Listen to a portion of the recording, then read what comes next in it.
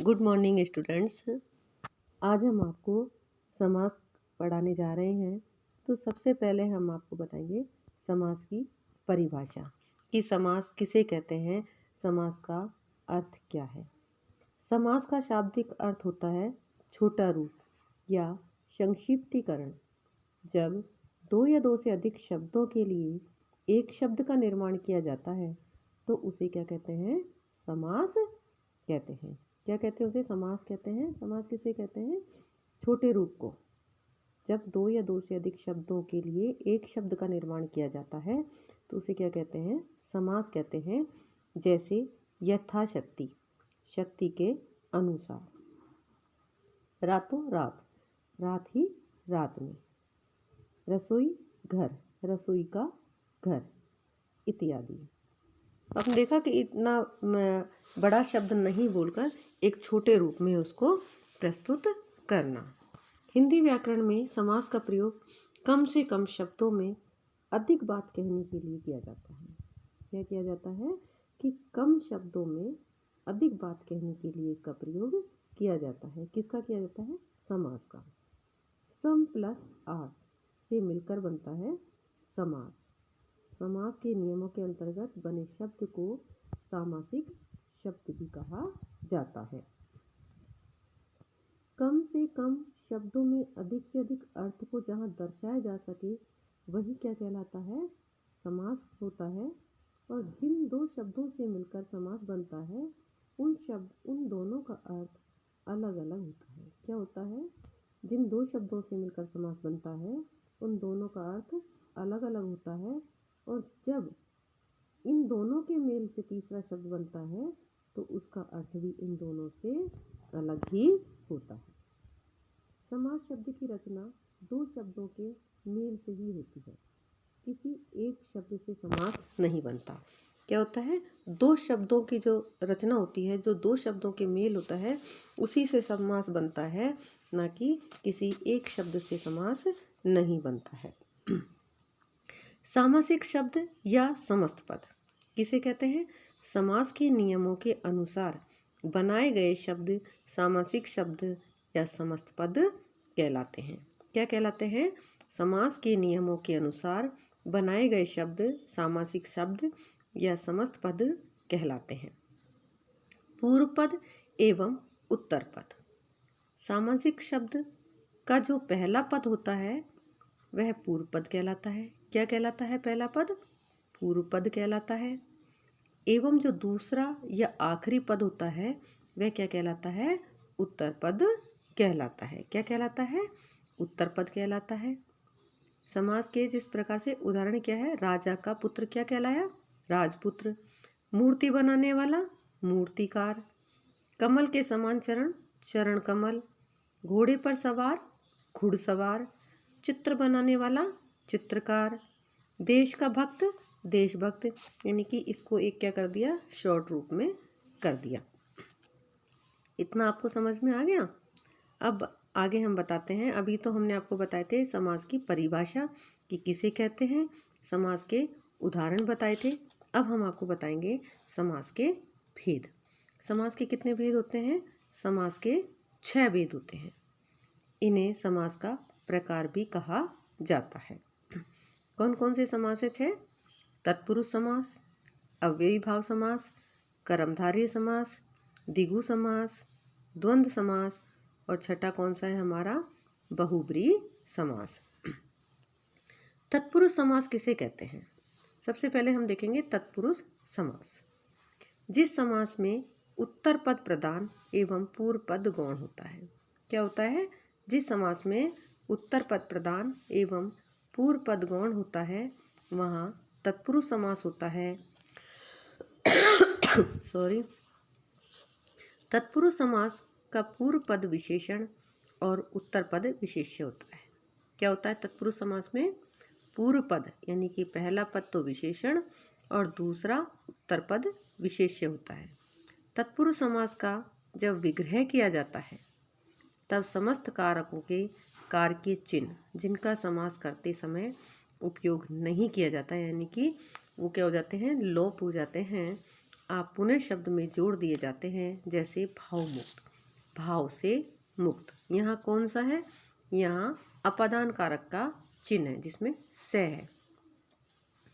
और एग्जाम्पल देखते हैं, जैसे युद्ध क्षेत्र, यहाँ पर पूर्व पद युद्ध कारकीय चिन्ह का और उत्तर पद क्षेत्र है। कुल श्रेष्ठ, यहाँ पूर्व पद कौन सा है? कुल, और कारक का चिन्ह कौन सा है? में, और उत्तर पद क्या है? श्रेष्ठ है। तत्पुरुष समास के भेद। तत्पुरुष समास के भी कितने भेद होते हैं? 6 भेद होते हैं। इनमें सबसे पहले तत्पुरुष समास के इस वर्ग में दोनों ही पदों के बीच कोई ना कोई कारक के चिन्ह का उपयोग किया जाता है तथा समस्त पद बनाते वक्त उस कारक के चिन्ह का त्याग कर दिया जाता है, यानी कि उसको हटा दिया जाता है, उसका विग्रह कर दिया जाता है, और विग्रह के समय पुनः उसे क्या कर दिया है? जोड़ दिया जाता है। जैसे रोग मुक्त, रोग से मुक्त, इसमें क्या जोड़ा? से। प्रेमातुर, प्रेम से आतुर। अब सबसे पहले हम आपको बताएंगे तत्पुरुष समास के भेद। कर्म तत्पुरुष समास, जिसका क्या होता है चिन्ह? को। सुख प्राप्त, सुख को प्राप्त। विदेशगत, विदेश को गत। अवलोक गमन, अवलोक को गमन। करण तत्पुरुष समास दूसरा कौन सा है? करण तत्पुरुष समास, इसमें से या के द्वारा। मद मस्त, मद से मस्त। शोकाकुल, शोक से आकुल। गुण मुक्त, गुणों से मुक्त। मन चाहा, मन से चाहा। तीसरा आता है इसमें संप्रदान तत्पुरुष, जिसका चिन्ह है के लिए। जैसे दान के लिए पेटी, दान पेटी। पूजा के लिए घर, पूजा घर। पाठ के लिए शाला, पाठशाला। सत्य के लिए आग्रह, सत्याग्रह। आया आपको समझ में? जैसे गुरु के लिए दक्षिणा, गुरु दक्षिणा। यज्ञ के लिए शाला, यज्ञशाला। क्रीड़ा के लिए क्षेत्र, क्रीड़ा क्षेत्र। रसोई के लिए घर, रसोई घर। प्रयोग के लिए शाला, प्रयोगशाला। अब आता है हमारा अपादान कारक। इसका चिन्ह है से अलग होने के अर्थ में। नेत्रों से हीन, नेत्रहीन। रोग से मुक्त, रोग मुक्त। कार्य से मुक्त, कार्य मुक्त। जल से हीन, जलहीन। और अन्य उदाहरण है जैसे गुणों से हीन, गुणहीन। धर्म से भ्रष्ट, धर्म भ्रष्ट। पद से मुक्त, पद मुक्त। पाप से मुक्त, पाप मुक्त। ऋण से मुक्त, ऋण मुक्त। फिर पांचवा है हमारा संबंध तत्पुरुष, चिन्ह है का के की। जैसे सिर का दर्द, सिर दर्द। सेना का नायक, सेना नायक। मात्र की भूमि, मातृभूमि। प्राणों के नाथ, प्राणनाथ। लोगों का तंत्र, लोकतंत्र। ईश्वर का भक्त, ईश्वर भक्त। ग्रह का स्वामी, ग्रह स्वामी। राजा का पुत्र, राजपुत्र। राजा का दूत, राजदूत। क्षमा का दान, क्षमादान। देव की मूर्ति, देव मूर्ति। गंगा का तट, गंगा तट। अमृत की धारा, अमृत धारा। ये अन्य उदाहरण है। अब है हमारा अधिकरण तत्पुरुष समास। इसका चिन्ह है में और पर। व्यवहार में कुशल, व्यवहार कुशल। गृह में प्रवेश, गृह प्रवेश। जग बीती, जग पर बीती। तो ये कौन सा है हमारा अधिकरण तत्पुरुष समास। जैसे वन में वास, वनवास। ग्राम में वास, ग्रामवास। स्नेह में मग्न, स्नेह मग्न। ध्यान में मग्न, ध्यान मग्न। घोड़े पर सवार, घुड़सवार। कुल में श्रेष्ठ, कुल श्रेष्ठ।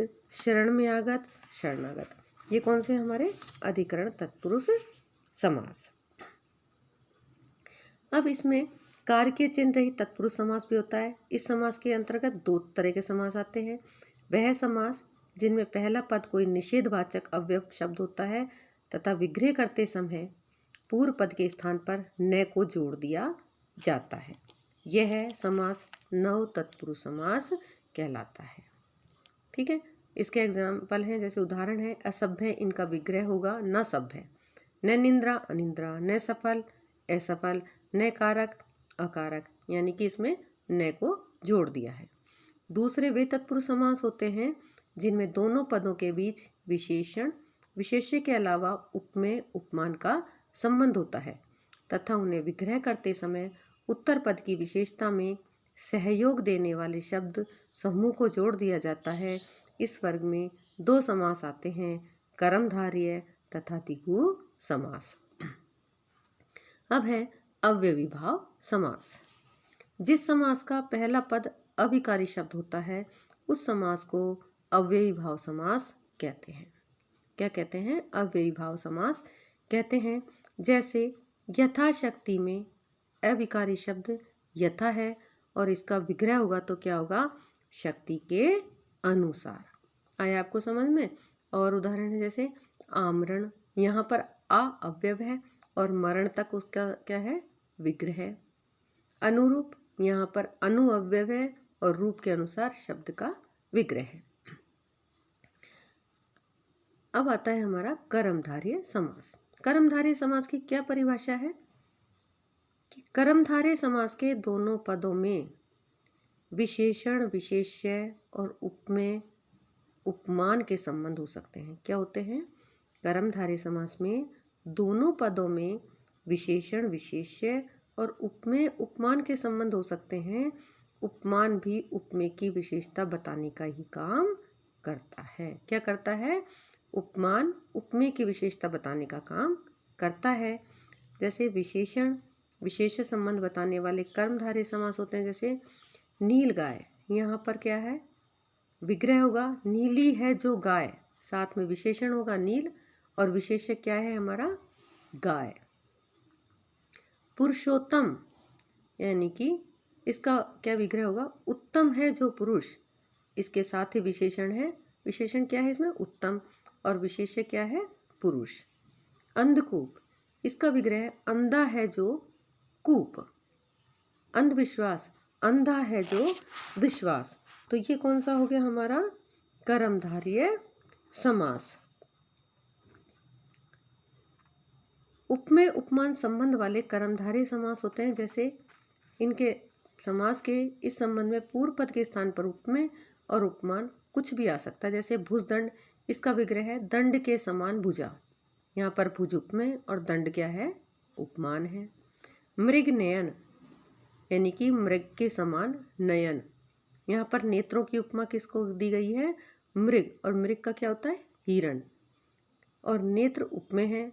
जिस वस्तु व्यक्ति की उपमा दी जाती है वह उपमेय, और जिस व्यक्ति वस्तु से दी जाती है उसे क्या कहते हैं? हम उपमान कहते हैं। देहलता, देव रूपी लता। वचनामृत, अमृत के समान क्या है? वचन। तो बच्चों आपको कर्मधारय समास आ गया। अब आगे चलते हैं हम द्विगु समास। द्विगु समास, इसमें द्विगु समास का उपभेद होता है, इसलिए इसका भी पूर्व पद गौण तथा उत्तर पद क्या होता है?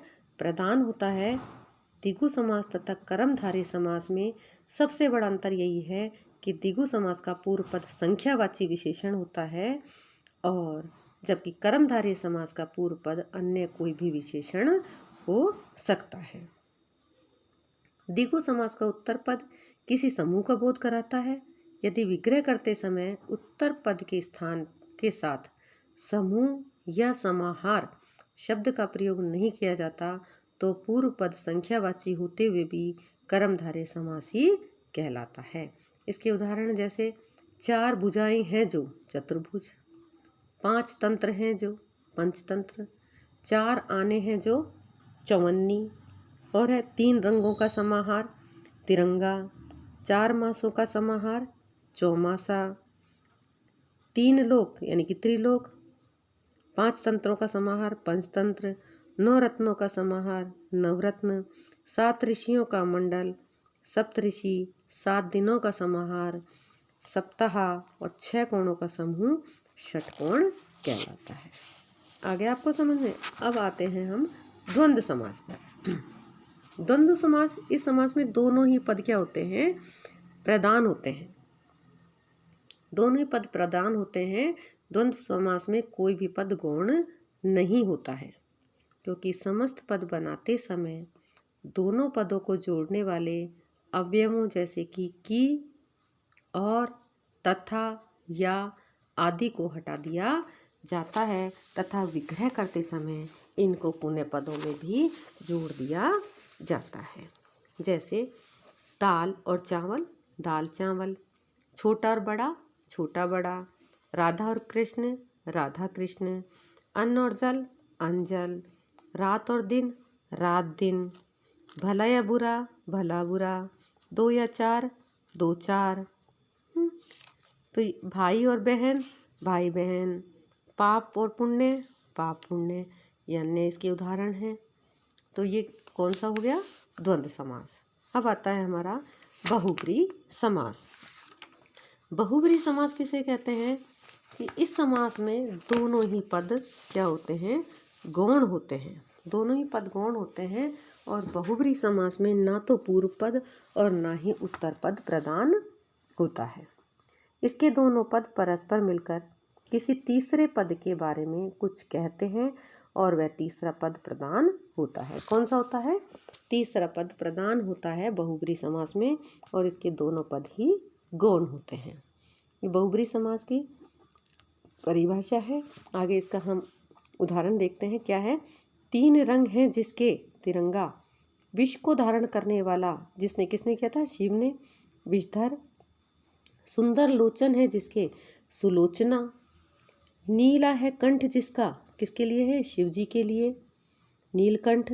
गज के समान है आनंद जिसका, ये किसके लिए है? गणेश जी के लिए, गजानन।